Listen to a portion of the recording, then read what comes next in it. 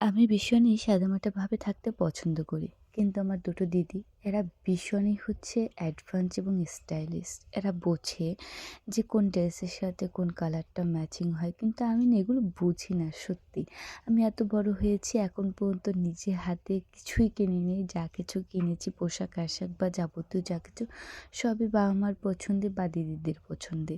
আর ওরাই বোঝে আমার কোন কালারটায় ভালো লাগে, কোন কালারটায় ভালো লাগবে না।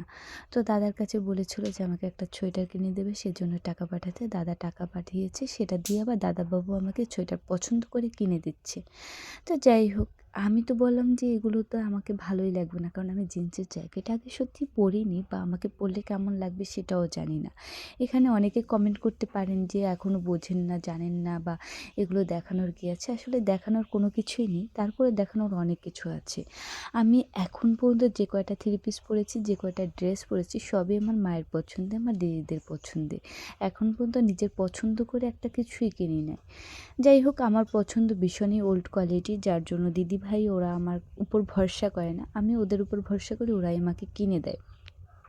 তো এই দোকানটা আমার ভীষণই ভালো লেগেছে একটা বিষয়ের জন্য যে এই দোকানটা ভীষণ সাজানো গোছানো এবং একদিকে হচ্ছে মেয়েদের কসমেটিক বা মেয়েদের বিভিন্ন প্রোডাক্ট তারপর হচ্ছে পোশাক-আশাক বা বাচ্চাদেরটাও আছে।